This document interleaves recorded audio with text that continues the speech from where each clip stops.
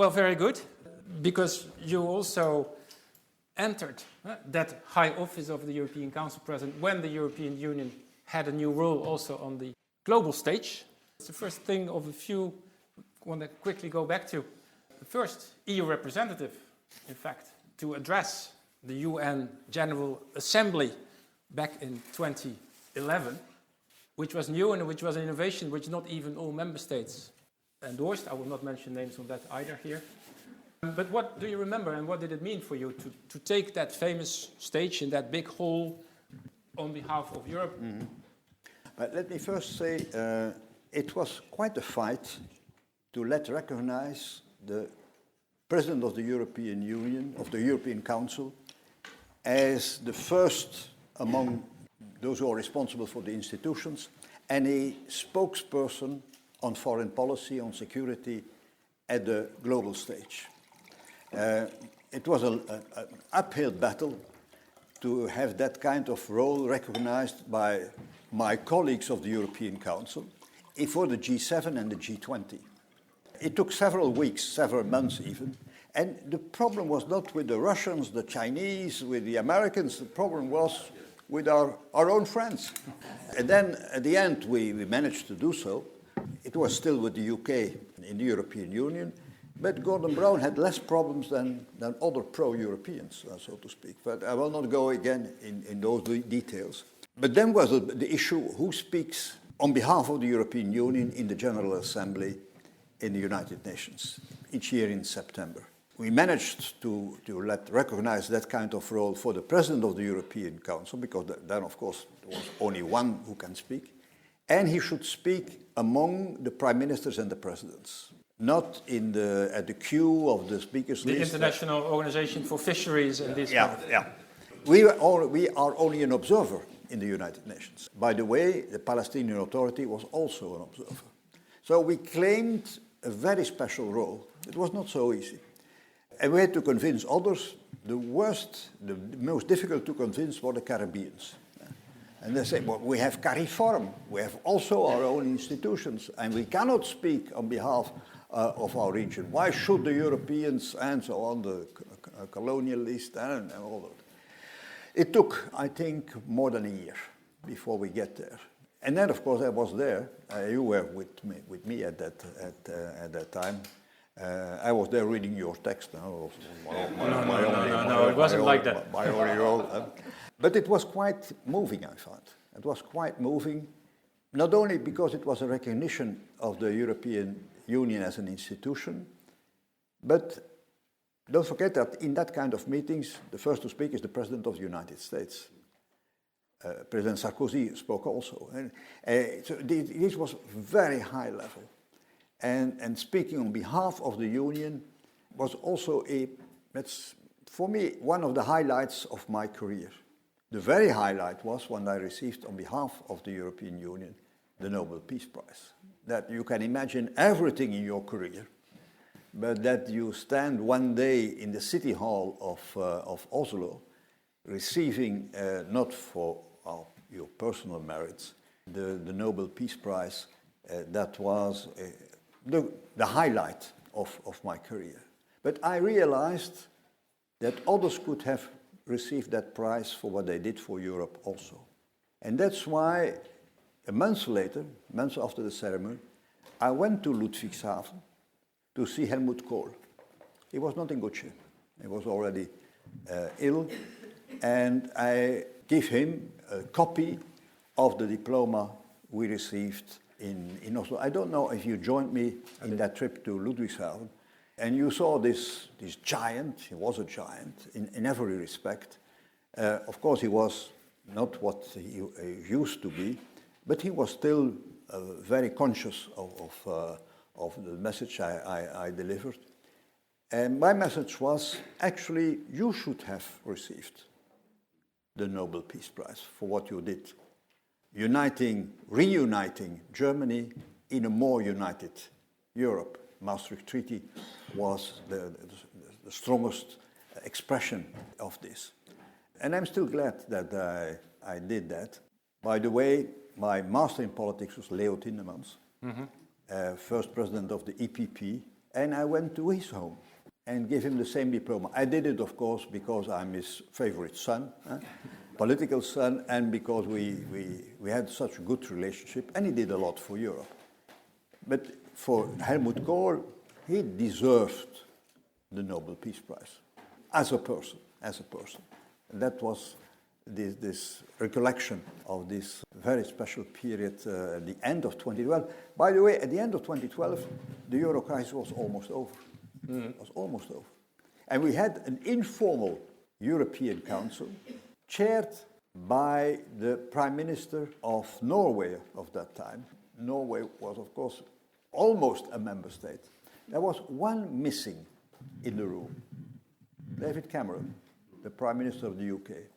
You're talking about Oslo? Oslo. Yeah. He was not there. He sent Nick Clegg, he was at that time Deputy Prime Minister, but not being there deliberately was showing, I'm not a member of the club. Yeah, maybe just to recall for those who don't remember, so you received a Nobel Peace Prize in Oslo, and President of the European Council, together also hand in hand with, in particular, the Federal Chancellor, Merkel, encouraged all members of the European Council, all presidents and prime ministers, to join at that occasion to mark that it was not only a prize to the EU institutions as such, with the Commission and the Parliament being represented and being also in lead roles on stage, but that it was also, in a way, a prize to the Union as a whole and all its constitutive parts. So that was indeed very moving ceremony. Going to another sequence, but it links to this interesting interplay between the EU institutions and member states. You mentioned Helmut Kohl, but also the role of Sarkozy. I want to go back to another sequence also in 2011, the Arab Spring, when Nicolas Sarkozy and David Cameron wanted to take an initiative in Libya to oust Gaddafi, basically. At the time, the Obama administration was what they then called leading from behind, and France and the UK wanted to seize the initiative and intervene and shore up some form of European support. I was thinking actually earlier this year, when following all the disturbing actions of the Trump administration and undermining the belief in NATO, European security, again it was the French president and then also the UK Prime Minister, Macron and Starmer, hosting ad hoc summits in February and March to say, well, Europe is united. So we see apparently that kind of interaction at these moments of war and peace. But now just to go back to Libya, do you remember that Paris summit, which I didn't go with that with you to that one, but I heard about it. Sarkozy hosting a summit in Paris on Libya. Cameron, Merkel, and you were there alongside José Manuel Barroso, also on behalf of the EU, in a way to green light, if I remember correctly, the intervention.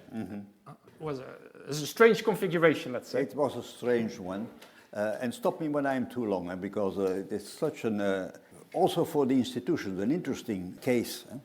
I was on ski holidays, but that doesn't matter. And then I received a call from the French president. I said, but I'm skiing here, he invited me to go to Paris, and je t'envoie un avion. What can I send you a plane. I send you a plane. So I went to Paris. He was there with the chief of the French army, and he explained that something can happen in Benghazi. That was the second city of Libya, and that would be a massacre.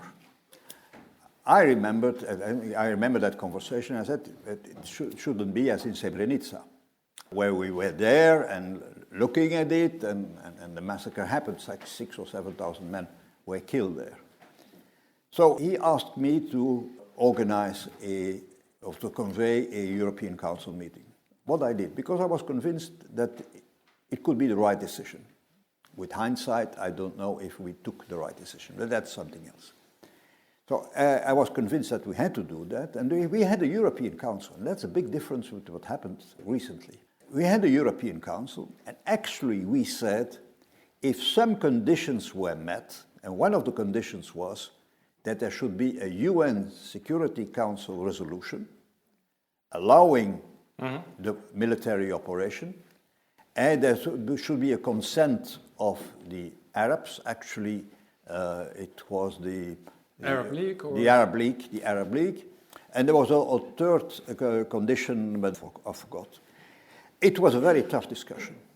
Germany was really not in favor for all kinds of reasons, also related to history. And reluctantly, they let go, let's say, they didn't oppose the conclusions of that European Council. But there was a European Council decision. And then when was the summit after that? The next step was, of course, we had to fulfill the conditions. The French diplomacy succeeded in having the backing of the UN Security Council. Abstention of Russia at the time of Medvedev, abstention of Germany. The next meeting was not the European Council. The next meeting was a meeting convened by French President.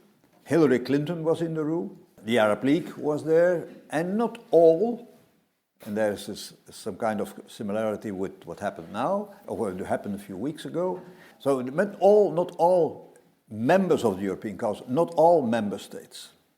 That was an ad hoc meeting. At the and Élysée? actually at the Élysée, and around 5 o'clock in the afternoon, we were still discussing the text of the communique. The French president said, the French airplanes are above Benghazi. They will start bombarding. So all the people in the room looking to itself, what was the meaning of this meeting? Because the decision was already taken. So very, very special. But there was also something that is interesting, because the French president said, on va inviter tout le monde, sauf l'OTAN. We're going to invite everybody except for NATO. Except for NATO. So and then the Secretary General of NATO was not in the room at that time. It was former Prime Minister Rasmussen. The operation started, but after 1 week it was clear that we had not the right logistics. And so we missed, for instance, refueling in the air. And we had to make an appeal to NATO. There was a second meeting in the Élysée weeks after that, or months after that, I forgot. And the first who took the floor was, the French president said, I give the floor to the NATO Secretary General. And that shows how weak in some way we were, even with the backing of the French army and the British army. Looking forward, that's 14 years ago. I think the political will is now stronger. Yeah, the world changed. But the difference with what happened recently, when the French president took those initiatives and so on, is we had a European Council meeting with a clear mandate. The implementation was something that was much more difficult. But the meetings in the Élysée were meetings à la carte. So that was not a real... it was improvisation. Not criteria, not objective criteria to invite people. Improvisation for the better and the worse. If I may, I would now like to also turn to Europe's and your own relation with Russia and America and their leaders, starting perhaps with Russia.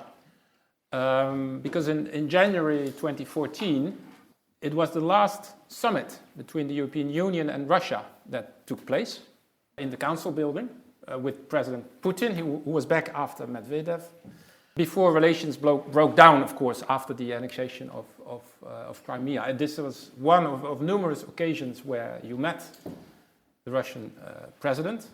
Maybe you can tell us a bit about that relationship, but also maybe taking a step back and relying on your long-term perspective on these matters, because I presume that already as a young man you may have watched the victory parade in Moscow at the height of the Cold War.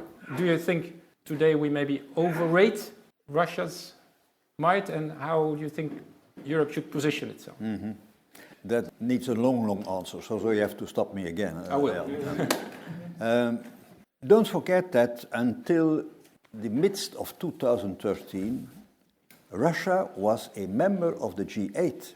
I had many meetings with Dmitry Medvedev, He was a full member, and he was trusted at that time. He was really trusted. It was, yes, Dimitri, now Barack, Angela.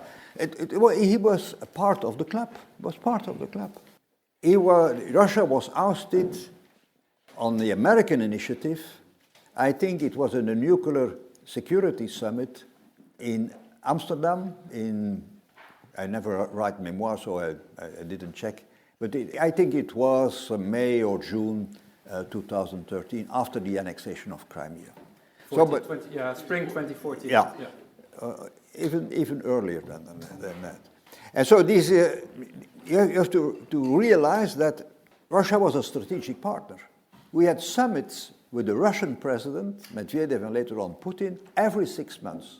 So the American president came once to Brussels, and we went once to Washington in those 5 years. Also with very regular contacts with Russia, with all kinds of problems, because it was a long list. But I tried to change that scheme of every 6 months, but they stick to the commitment made years and years ago.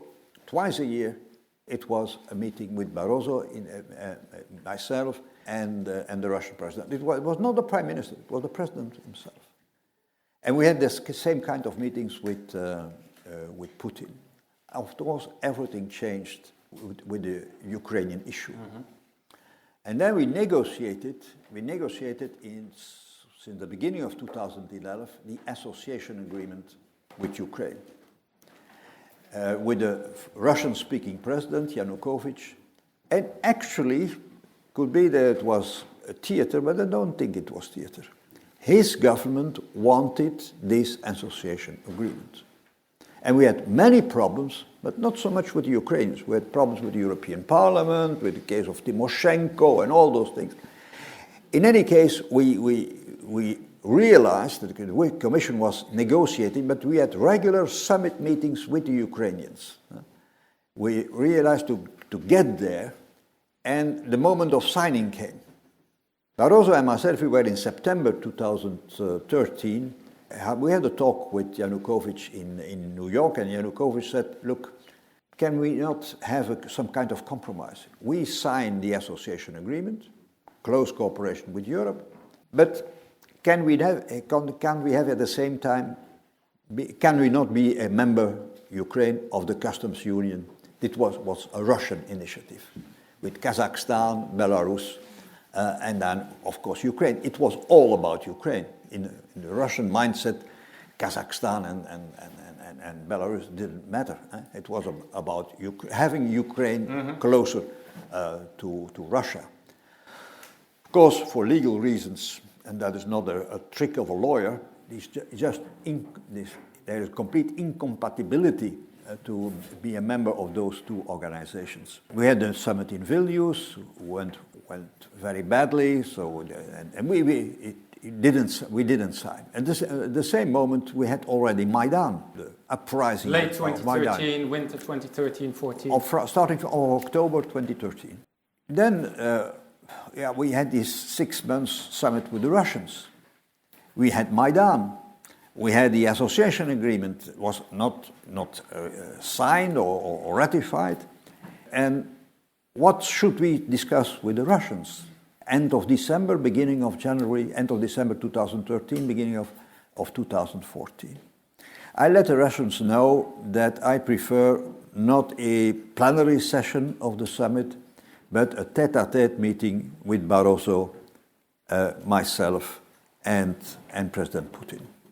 We are before the annexation of Crimea, before the destabilization of the east of Ukraine, before the ousting of Russia out of the G8. So the very special moment, it was a friendly discussion, but we realized that we came to at the end of the road. Mm-hmm. We realized that. Mm-hmm. And we took one conclusion simply for having something, that we would set up a working group evaluating the impact of the association agreement on the Russian-Ukrainian trade, something like that. It doesn't matter at all, but we needed a conclusion. It was a fig leaf. Yeah. And we left. I see when I said farewell to Putin, I knew that it was the last time. We had the end of the uprising of Maidan, the fleeing of the Ukrainian president, the vacuum of power in Ukraine. There was no new president, and Putin took this opportunity to organize that so-called referendum, actually to occupy Crimea, and even around that time, it was the start of the destabilization of the east of Ukraine. The war started already then, already in 2014. And before the invasion, in 2022, already 14,000 people were already killed. So there was an ongoing war. Of course, after the invasion, it was a qualitative jump in the war.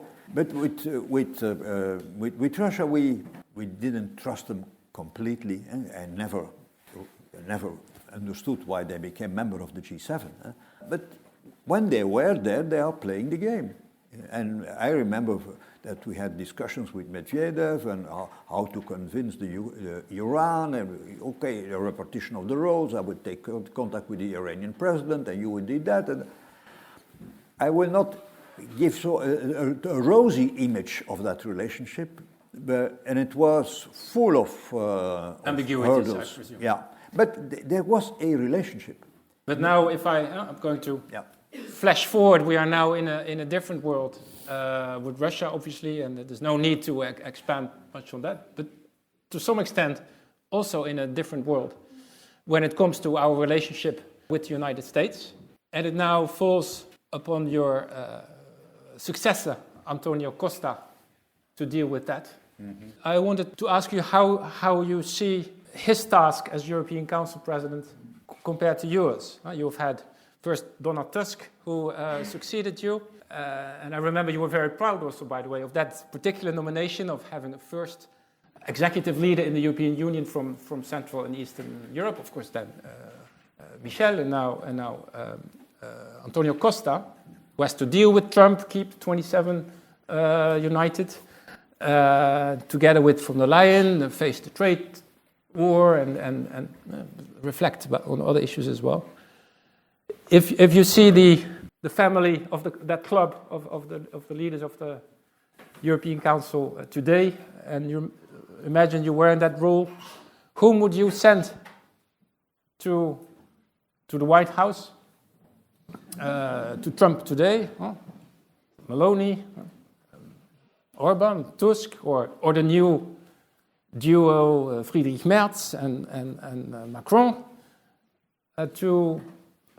or of course the EU actors, to speak for Europe in that even more challenging and more existential to some relationship which we have or used to have with America. Any reflections on that too? Oh, the last thing, Luuk, that I wanted to do is to give lessons to my successors. That is the last thing that I want to do. I left 10 years ago, so I don't know. Yeah, you have always been very discreet. So I will. That's much appreciated. I will not change. I will not change at 77. So it's too late to change my approach. In any case, it depends on the topics. Remember, in the Brexit period. In the Brexit period, the British wanted to make a deal with Paris and with Berlin. And for them, the European Commission and so on, that was awful. Simply thinking that we have to deal with these non-elected bureaucrats. At the end of the day, they had to deal with Jean-Claude, good old Jean-Claude Juncker, or with Michel Barnier, which was the candidate of the in some way, he had a mandate of the European Council, but he was part of the Commission family, so to speak. So, who spoke on behalf of Europe? It was good old Jean-Claude who spoke on behalf of Europe. I give the other example. There was a negotiation in the first Trump term between the European Union and the US president at that time. The only guy who succeeded agreeing of having a deal with Trump at that time, and a deal benefiting the European Union, by the way, was again Jean-Claude. He spoke, your Commission President, he spoke on behalf of the European Union. So the British and the Americans, of course it was about trade. They knew what the competencies were. Of course, for Trump, one has told me that Angela Merkel had to convince Trump that a separate country, a member state, has no competences anymore on trade. Apparently what I was told is that Trump said to the German Chancellor, let's make a deal, Germany, and she said, no, I'm not competent. You have to talk to Jean-Claude. Yeah. Claude Juncker, okay, the former Prime Minister of Luxembourg, by the way. But it worked, and he could speak, he had a mandate, he could speak, and he could make a deal. I see this image on the stairs of the White House. I will not say that it will happen in the same way. That's why I'm not saying I don't really give lessons. But there are two precedents, especially in negotiations where economy and trade is at stake. But which is therefore then also the importance of the mandate. Yeah. And that the Commission President in that case, it comes with the full authority of speaking on behalf of Europe and being backed up by all the others as well. All depends on the mandate. Yeah. And who is assuming the mandate. My time, I received sometime from the European Council mandates to make a report on economic governance, to make a report on the future of the economic and monetary union, the 5 presidents' reports or the 4 presidents' reports. But normally they should have given that mandate to the President of the European Commission. They gave it to the President of the European Council. But the first thing I did was, no, I will not do this if it is not in close cooperation with the President of the European Commission. So we did it together, so to speak. No, it was much more harmonious than most people think. But all depends on a political mandate given to a person, either the President of the Council or the President of the Commission. But I take note that for the Brexit and for the trade deal with Washington and London, it was the President of the Commission. But I think, if I may conclude that yes, it will depend on the mandate, but also on the political authority of the person speaking with that mandate on behalf of Europe, which is an authority which you and others embody also in your personal capacity. Because just a mandate, but that's a personal reflection, I think that's not enough. You also need to bring that voice to make Europe in a way living and trusted. May I add one thing? Please. Listening to you, you know the famous word of Kissinger. If I have to call Brussels, to whom I have to call? And the most common answer is, you don't know it. You don't know it. And that's the eternal joke. Compared to the United States, of course, we know who to call. That's true. But all depends on the hour that you are calling the White House. Because it can change all the time. You have one spokesperson, one who can speak on behalf of the United States, but there are 4 seasons in a day. He is perfectly capable of making a deal with China, where some in our midst are still waging a war with China. He's capable of doing everything. So saying you have one spokesperson and one who is really in charge and he has a strong mandate even from the electorate, is this a guarantee for good governance?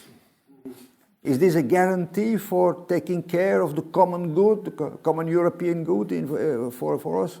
I prefer a system which is more complicated, takes more time, but is working at the end of the day in the interest of the 450 million Europeans.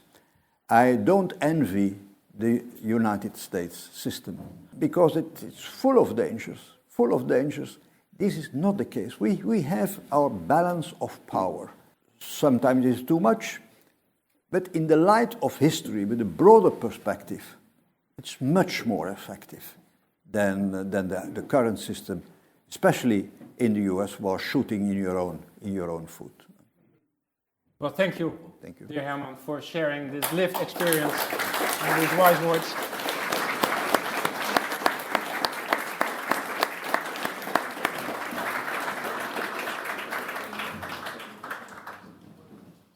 I will now ask Undine Ruge and Henryka Mościcka-Dendys to join me on the stage, and we'll go to our second act. And it's a great privilege, dear Undine, dear Henryka, to have you with us this afternoon. You've traveled all the way from Warsaw in your case and Berlin, respectively. Henryka, as mentioned, you are Undersecretary for Foreign Affairs in the government of Donald Tusk. And you have also served as bilateral ambassador for Poland to Denmark. Undine, your roles in the federal chancellery as Deputy General and as EU Sherpa to Olaf Scholz came to an end last Tuesday. Indeed. But I can share that Undine is on leave now until options which are still under discussion within the German government of a new and potentially EU-related post will come to some kind of conclusion. So happy to find you on holiday in a way, yes, on this Europe Day. That's what I do usually. So maybe let's start with that day, Europe Day, and its significance, which of course differs across Europe from Portugal to Lithuania. And maybe you can just briefly share what significance, if any. I'm from the Netherlands, nobody knows about Europe Day, but maybe this is different in Poland or in Germany as well. Henryka? First of all, thank you very much, Luuk, for the invitation. It's really a pleasure to be here, and thank you very much for coming so numerously to this event. I'm old enough, actually, to remember the Cold War and the post-Cold War period, Poland's accession to the European Union. So for me, the Europe Day is always a very moving moment. I'm old enough to recall the 1st of May 2004, when Poland joined, together with the other Central and Eastern European member states, the European Union. So for us, it's definitely a moment of a certain, let's say, reunification of Europe. And I would always celebrate the day exactly in the spirit, recalling the fact that for 45 years, the two parts of Europe were separated in a very artificial way, with artificial borders and very, I would say, negative political consequences. So for us, coming back to the European community was a satisfaction in a way, and I'm definitely one of those who would claim to be believing Europeans. So for me, definitely, it's a festive opportunity. So in a way, the 1st of May and the 9th of May, they are kind of merged in the together. Early May Europe feeling in nowadays, Poland. Nowadays, it's much more the 9th of Europe than it is the 1st. Interesting, yes. Undine, how do things look in the Federal Republic? So also thank you for the invitation. I also recall the 1st of May, of course, and this moment of great joy that finally we got also the European unification going. So for us, of course, the 8th of May and the 9th of May are very close to each other. And you just have to recall that the 8th of May 45, so the day of capitulation, was only named in 1985 as a day of liberation, to see that this way of reconciling with other countries and with Europe was a very long way. We had also the 8th of May 49, where the Parliamentary Council decided on our basic law, which is a very significant date as well.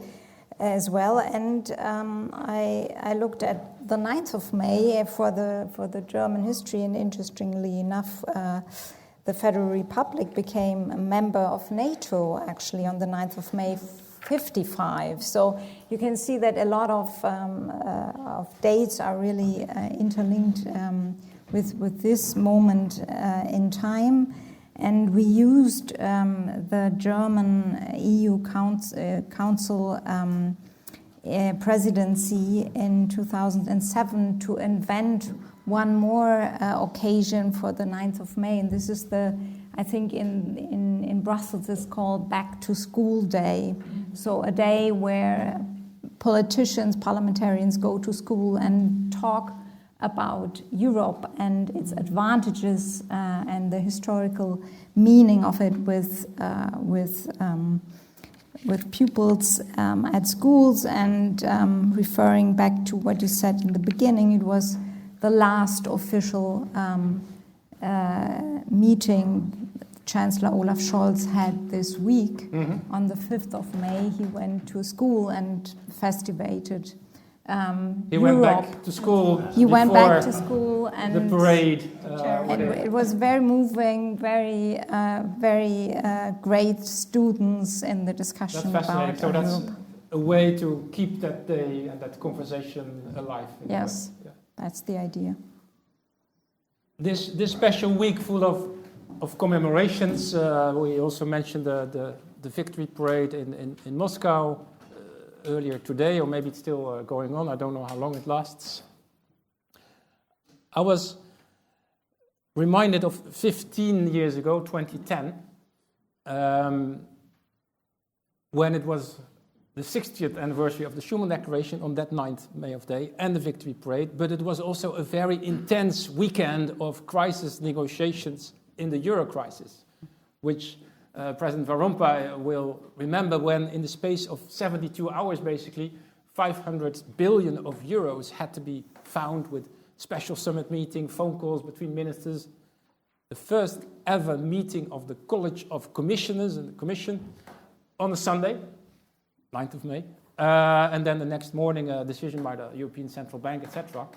But what was funny, that in the midst of all this crisis management and phone calls between leaders and ministers, Sarkozy, on a déjà parlé de lui, and also Silvio Berlusconi, they cancelled their attendance in Moscow with the excuse they had to save the euro.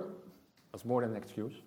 But of course, again, due to Germany's history, perhaps Angela Merkel had to go to Moscow for the, 55th or so anniversary, and she went.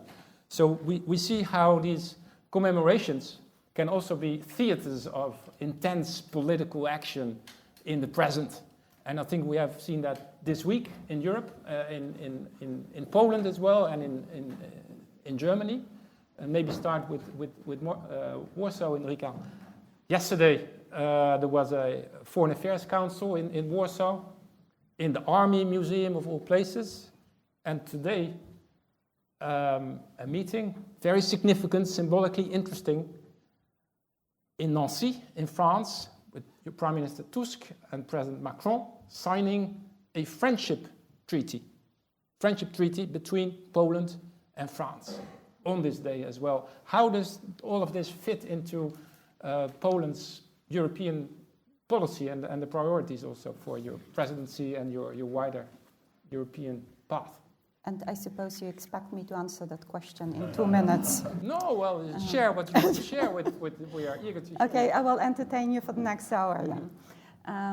Many different contexts. I think, let me start by saying, I think while reflecting on how much the world and Europe has changed between 2010 and 2025, we also see the dimension of challenges in front of us. When you recall 2010, this was not only the time of the financial crisis, it was also the famous era of the reset in relations with Russia, which was started by the Obama administration and which had some consequences also in European policies. We tried to build a relationship to Russia on a, I would say, on a partner level, which unfortunately Russia abandoned very quickly. And 15 years ago, I mean, first they invaded Crimea, Eastern Ukraine in 2014, which was, I think, the ultimate break of their quest to be a partner in the Western community of nations. But after the invasion, full-scale invasion of Ukraine in 2022, we somehow became enemies and not partners anymore. And I think everyone abandoned the hope for a real partnership with Moscow. And I say it as a Polish diplomat, someone who, I mean, as Polish diplomats, we have always been suspected of being very anti-Russian and very stubborn in our assessment of Russia. Indeed, we were so. I'm old enough to recall an essay, a famous essay by Mark Leonard and Ivan Khrushchev, who from I think 2010 or 2011, calling Poland and the Baltic states the post-Cold warriors when it comes to Russia. But in the reality of 2025, we see ourselves in a very different world. So it's no wonder that today the foreign ministers are celebrating the end of the Second World War and Europe's Day in Lviv, in Ukraine, announcing the creation of a special tribunal for Ukraine, giving the Ukraine, under the auspices of the Council of Europe, giving the Ukrainians, I think, the spark of hope for justice after this war. It is also a responsibility of all of us, I think, to offer this justice track. I mean, this criminal justice understood also as justice for victims and for losses and for all this unjust things which happened in Ukraine in recent years.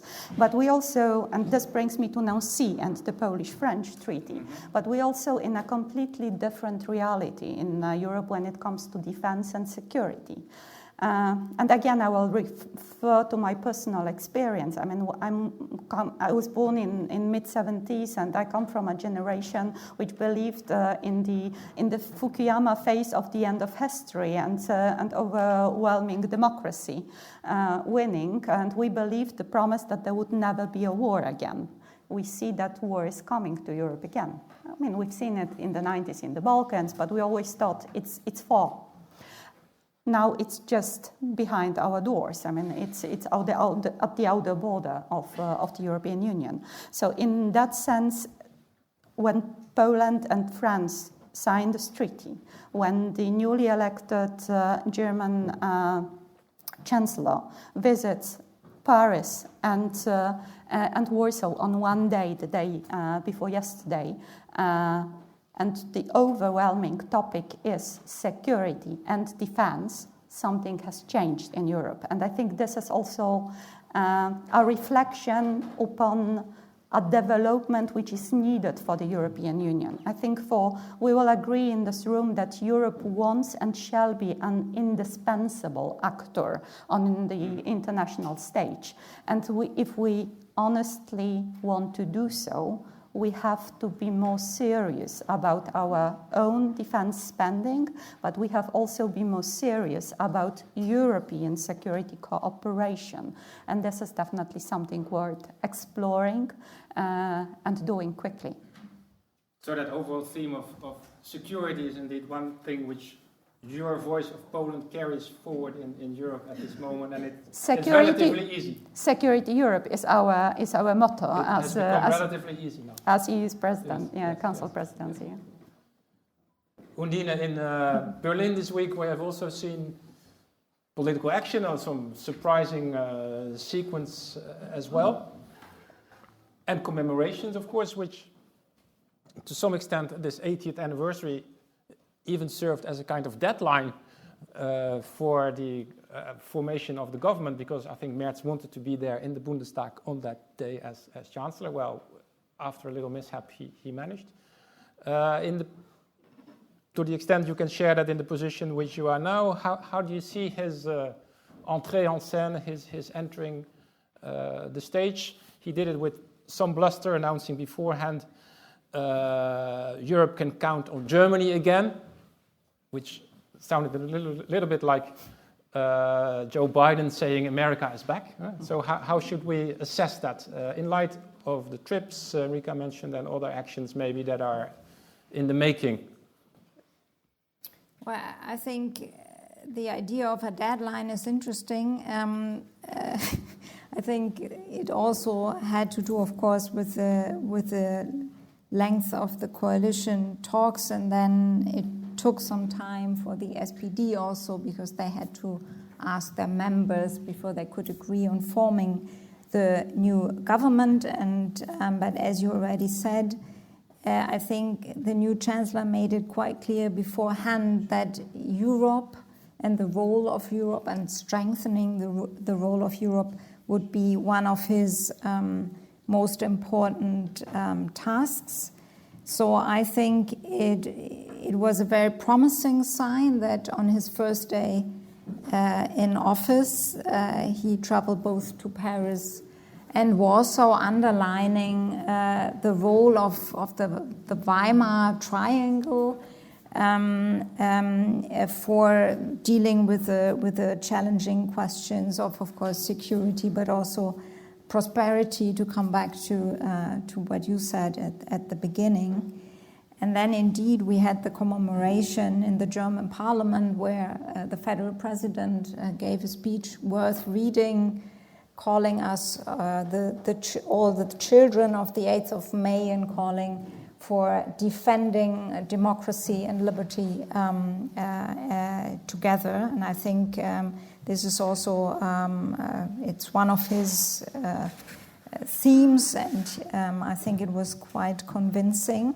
And the new Chancellor took the opportunity of the Europe Day to come to Brussels today to talk to Costa, to von der Leyen and to Metsola, and then had a lunch with the NATO Secretary General. So I think this sequence really shows the willingness to force Europe back on stage. Also, the calls he had with Trump and other actors, I think, show that he wants to assume this role, but together with partners like France and Poland, of course. Well, we'll see how that plays out in the weeks and months and years ahead. Maybe going back briefly to Poland, we already discussed Donald Tusk, successor of Herman Van Rompuy as European Council President, again, Prime Minister today. So he's a national leader who has also held high office in Europe. How important has that been for Poland, for public opinion, that he had that role, and how difficult is it also at the same time sometimes for national leaders to make the case for Europe in a context such as Poland, with discussion, well, on, be it prosperity or migration, etc. Any views you want to share on that European voice in a kind of national context as well? So first of all, I'm happy to say that Poland still is one of the most pro-European societies. When you look at the Eurobarometer, you will always see Poland among the top pro-European countries. But we went also through, I would say, a very populist phase in the last 10 years. So when Donald Tusk left for the European Council, it was obviously a moment of pride for Poland, and I think for the whole region, because basically he embodied the success of the transition and transformation in Central and Eastern Europe. But he also left his own party, the Civic Platform, without a strong leader. And basically, one should say, or could say, we needed him back in order to for the pro-democratic forces to win the elections again in 2023. So definitely, Donald Tusk is one of those believing Europeans, as I said before, who believes in the value of European cooperation and who understands also the role of the European cooperation and Europe on global stage.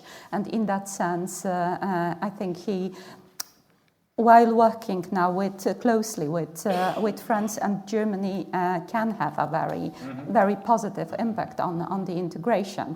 One more sentence. I mean, yesterday, as you said in your first question, we had the foreign ministers' informal meeting, the so-called Gymnich formula meeting in Warsaw, and also the British foreign minister was invited for the first time since Brexit.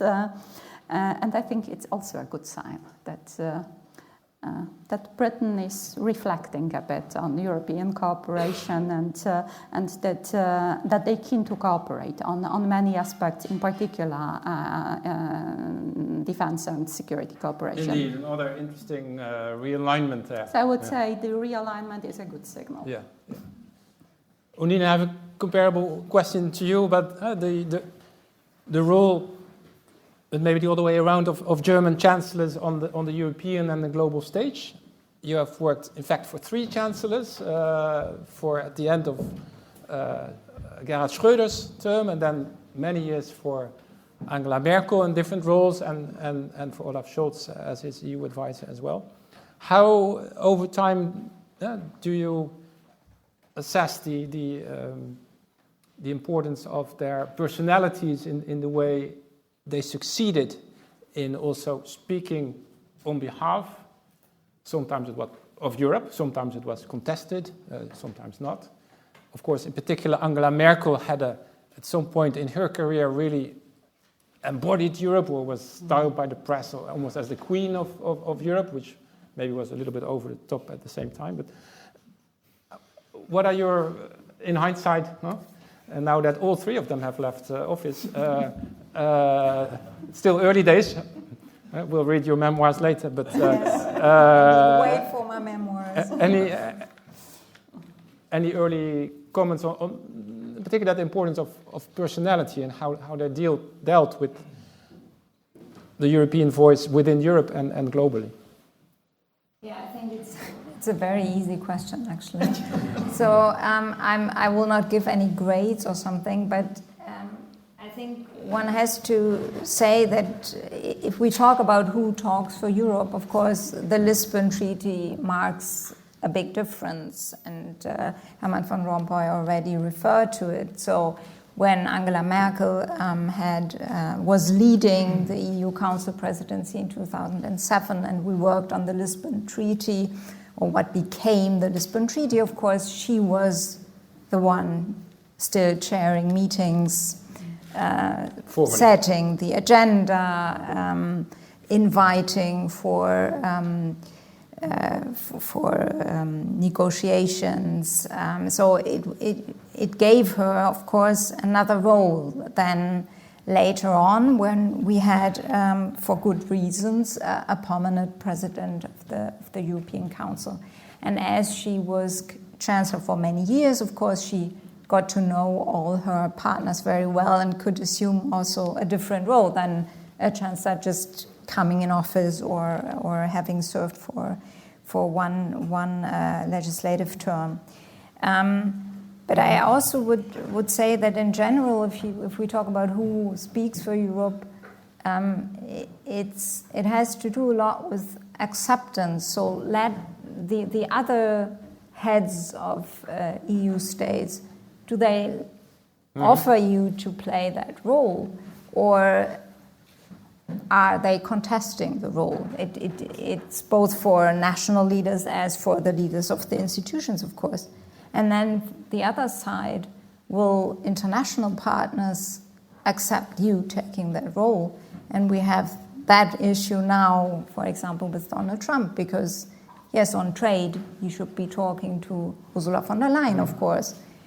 But what if he doesn't pick up the phone? So I think these questions to become a bit more abstract are the one I was reflecting when I thought about assuming these roles.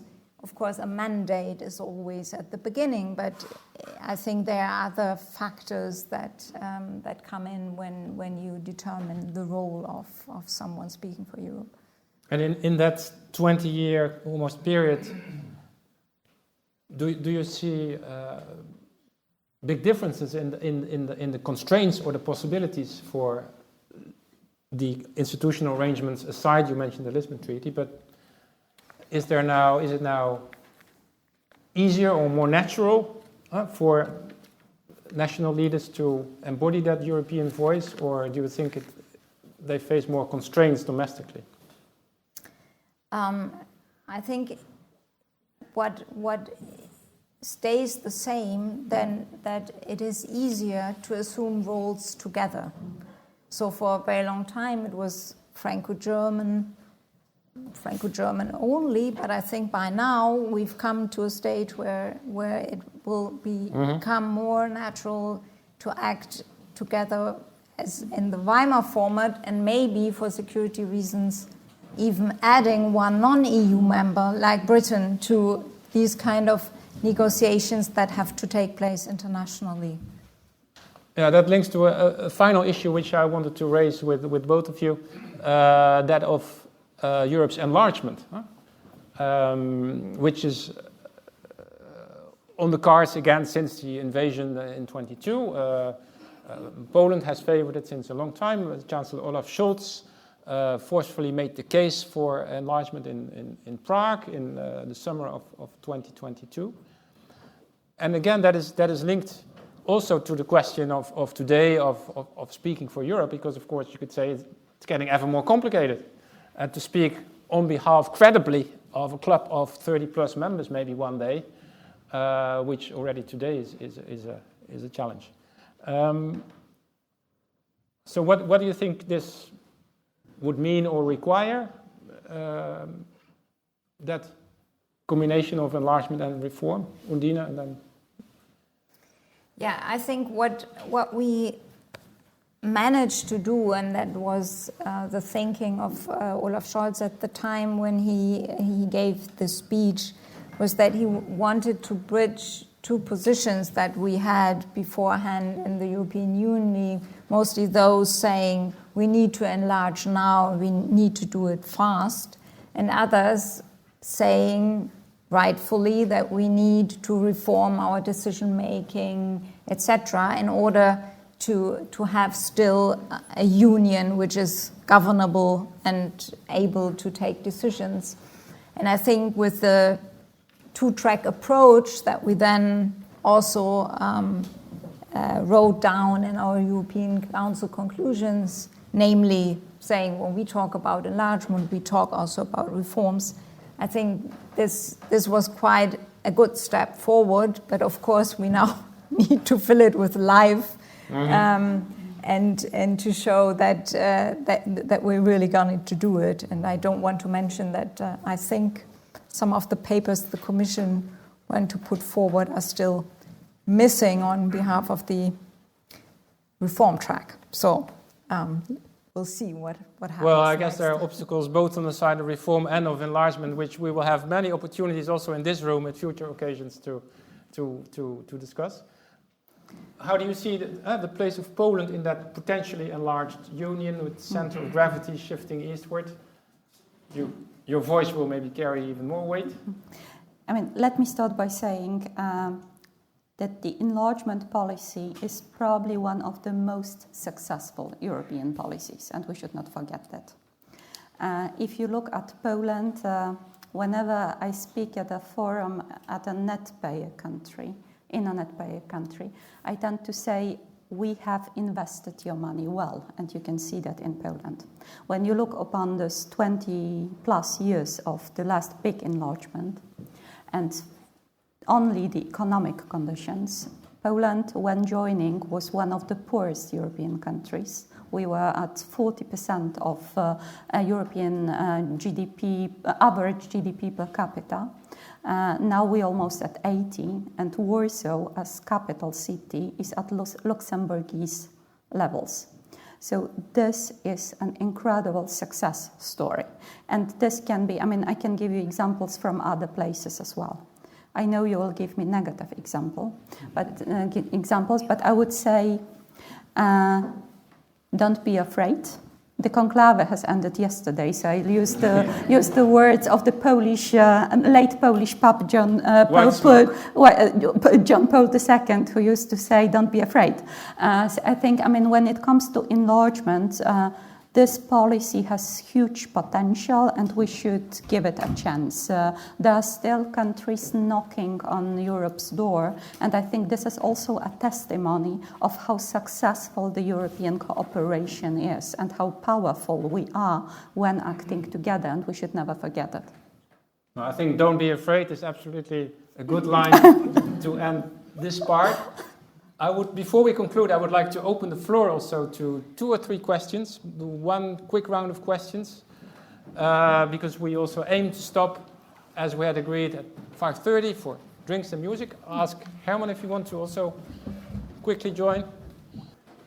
Well, we can start with the lady over there, and then we have the 2 questions at the back for efficiency reasons. Thanks very much. My name is Christine Weber, and I'm a journalist.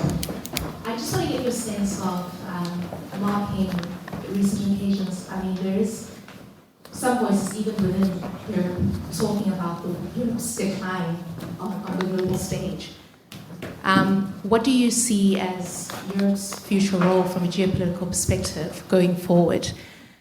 You're talking about enlargement, and this is, of course, one of the best things the European Union has to offer, in a sense.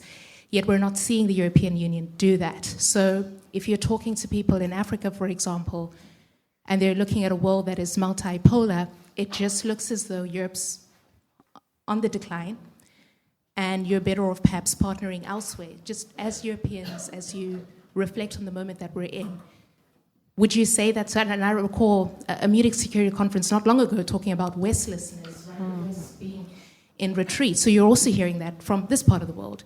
Just your sense of what that is right now, that moment. Yeah. Thank you, Christine. Very good question on our guest's view on Europe's decline, and then we take the 2 questions in the back. And thanks, Eddie Wax from Euractiv, also a journalist. Wanted to ask you, Undine, do you think that Merz's problems in the Bundestag this week means that he's weakened on a European stage? Do you think that will have political consequences for the role he wants to play in Europe, the leadership role that many people are expecting him and waiting for him to take? And then to Herman Van Rompuy, can I ask you, one of your former nemesis, I'm not sure how to say that, Nigel Farage is really sweeping to the top of British politics. Nigel Farage. He famously, I won't repeat what he said to you in the European Parliament, but people are now openly talking in the UK about him becoming Prime Minister one day, and it's definitely a massive force in the country now, reform. So what do you think?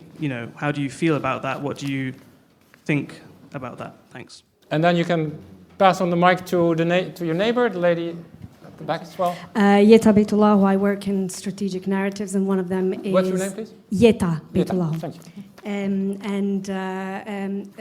I'll follow up for Mr. Van Rompuy, because you said earlier you don't want to talk about lessons learned, but there's one that I'm really curious about, because at the time, and this is about the Western Balkans, and you were in Kosovo, one of the first prime ministers at the time. Were there any lessons learned from that period of disruption and conflict in the Western Balkans when it comes in a relationship and negotiations with Russia? Were there any lessons learned for Ukraine that we missed?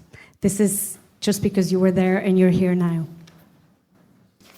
Thank you for these questions. I'll ask all my guests to answer the questions addressed to them, and then maybe pick one other point if you want, but you don't have to. I think, Undine, there was one question directly for you from Euractiv on. Yeah, I think we have an elected German Chancellor, and I think his first trips, his first talks, and also, for example, the op-ed he recently published with the French president, together with the coalition agreement on the EU issues, stand for themselves. But I would like to comment on the question about EU's decline, because I think it's really a very interesting one, reminding us a bit about our own EU centrism. We sometimes have, I have to say, self-critically. But the question whether we are in decline as a political union, I think we have to differentiate from the question, for example, on population-wise or other developments that we have as a continent, which will weaken our weight. There's no question. But will we be able to stay on as a important political actor? And there, I think the Westlessness is also an opportunity in a way that the EU opens up more to international partners.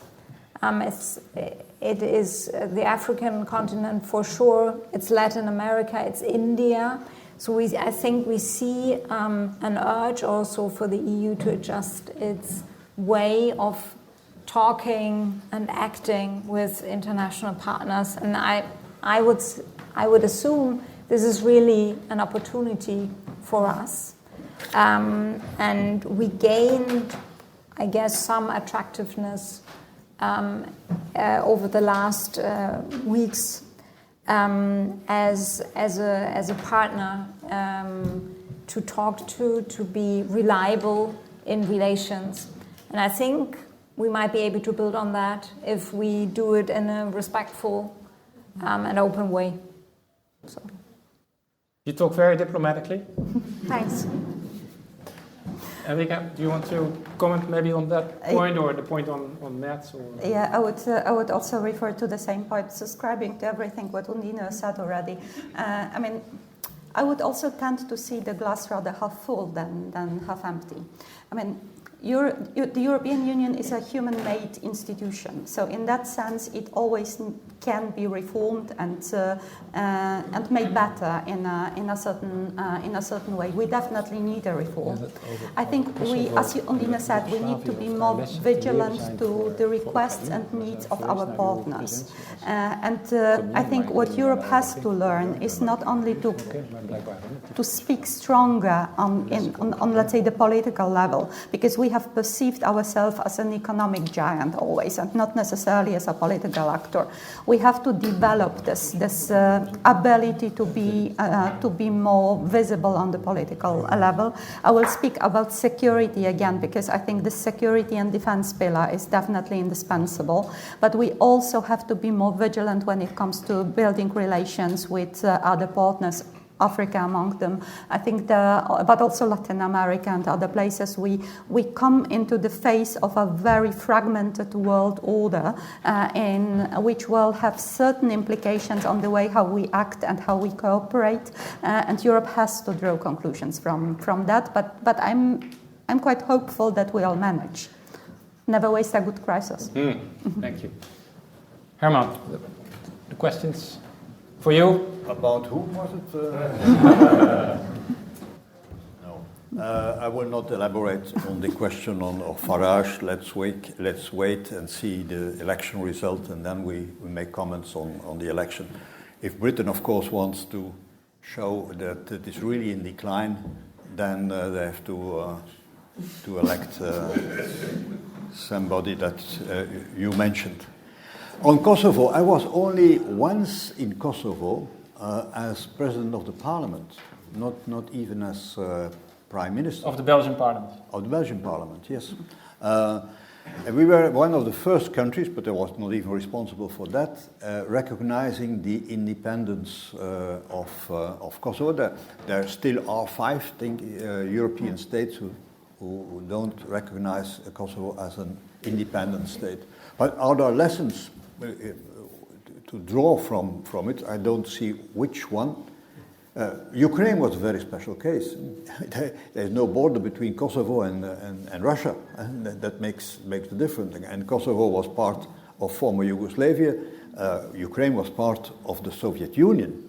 And actually, for Russia, their mindset is that Ukraine is not an independent state, shouldn't be. There is no Ukrainian language, there's no Ukrainian culture. Ukraine is ours. Actually, it's a more colonial mindset. And we will be in Kiev in 1 week's time. That's the story they have told to the Chinese. So we will be in 1 week's time, and then we will form a new government, and the world will change dramatically. But there is no comparison to make with the case of Kosovo. During my mandate, there were talks between Kosovo and Serbia, and I still remember that in my salon, so to speak, I had the Prime Minister of Kosovo at that time, and the Prime Minister of Serbia, and they had complicated names. The one was Taci and the other was Dacic, I remember correctly. And it went so well, those negotiations, that one of the two, I will not mention which one, said we became almost friends. And then I saw the value, the added value of dialogue and having a direct contact. Unfortunately, there were other factors that played a role in all this, and it went not so well, and then I think there was a second attempt later on with other actors. But we were, at that moment, I think, I was not involved in this, it was the High Representative, Lady Ashton, who was leading the talks. But I saw how that talks potentially could change things, a relationship between people. But again, no lessons to draw from this, because the case of Ukraine is a totally different case. We imagined all kinds of things, but we never imagined. Could be that we were naive, but then I was not the only one. That Russia would one day try to reoccupy Ukraine and using a war. And that was beyond our imagination. We could imagine many things, many pressures, but not waging war and risking the lives of hundreds of thousands of people for a few square kilometers in this Eurasian continental country of 17 million square kilometers. 11 time zones. And 11 time zones. 30,000 kilometers in Belgium and 70 million square kilometers in Russia. Well, thank you for reminding us that we are now ready for the unimaginable.